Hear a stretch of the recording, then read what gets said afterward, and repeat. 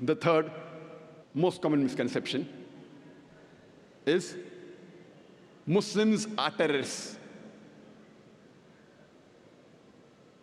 And after 9/11, you had the 7th July, that's the London bombing, and there was a comment statement which said, all Muslims are not terrorists, but all terrorists are Muslims.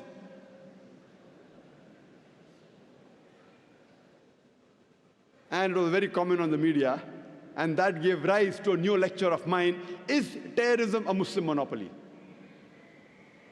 Time does not permit me to speak in detail about is terrorism a Muslim monopoly, but you're most welcome to see on the Peace TV or on our website. We know from the media that many a time, two different labels are given to the same individual for the same activity.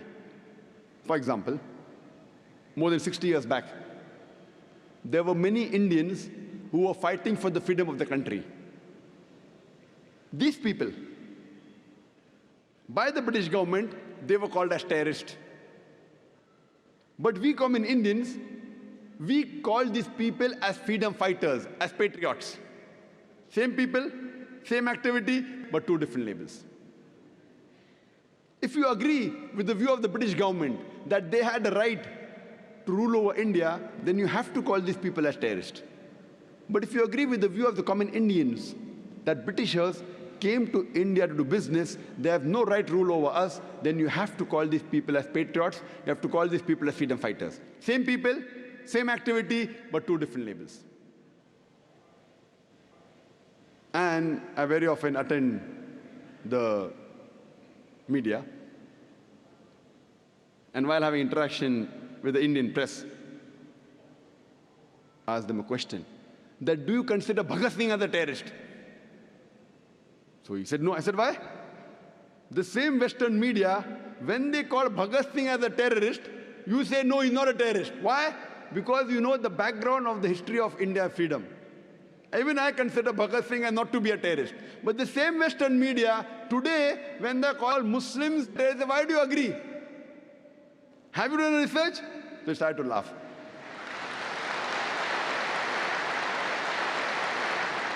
Quran says in Surah Hujurat, chapter 49, verse number 6, whenever you get information, you check it up before you pass to the third person. The point to be noted is that when the British government called Bhagat Singh a terrorist, you didn't agree. Now why do you agree with them? Why these double standards? And you have several such examples. When we read the history of the American Revolution, in 1775, during the American Revolution, George Washington, he was called as the terrorist number one by the British government when the British was ruling America.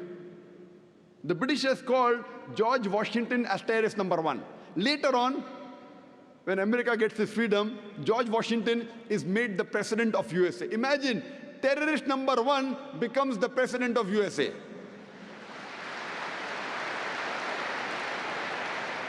And he happens to be the godfather of all the presidents to come, including George Bush. And you find several such examples, several. You have the example of Nelson Mandela.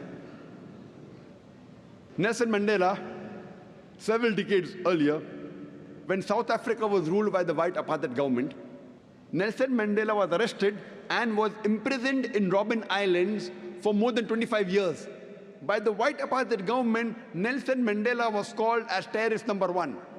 Later on, when South Africa gets its freedom and the white apartheid government is removed, Nelson Mandela is given freedom and he gets the Nobel Prize for Peace.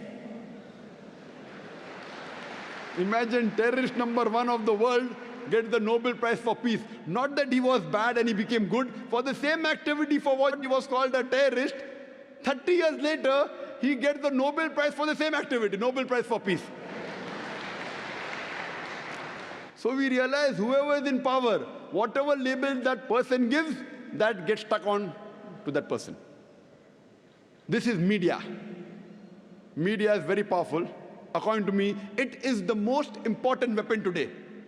It can convert black into white, day into night, hero into a villain, villain into a hero. This is media. Unfortunately, we Muslims, we are very backward as far as media is concerned. Our technology, whatever technology is halal, what is permitted in Quran and Sunnah, we have to use it. We have to convert it to halal. Television per se is not haram. I do agree, 99% things that come on television is haram. We have to convert the haram into halal. And that's how we have to convey the message of Allah subhanahu wa ta'ala. The best way today that you can convey the message of Allah subhanahu wa ta'ala is the satellite channel. It is the media. At least we can give shahada, we can tell on the day of judgment to Allah subhanahu wa ta'ala, at least we tried our level best to let the message of Islam reach every home, or at least as many homes as possible. And alhamdulillah, summa alhamdulillah, since 3.5 years after the launch of Peace TV, now the viewership of Peace TV is more than 100 million. Alhamdulillah. People may be wondering that, why are there so many cameras? People are saying, why 12 cameras required? One lecture, one man, 12 cameras. One man and 12 cameras. The television channels say, oh, we only use 2 or 3 cameras. 12 cameras because we want to present Islam in a beautiful manner. When you have rock show, that time 12 cameras, no problem. When Dai gives a lecture, why only 2 cameras?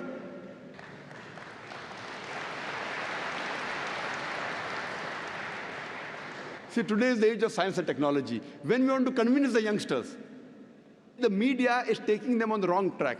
We have to use the same media to get our youngster on the right track, from wrong track to the right track. And believe me, we know, I agree, that majority of the media is haram.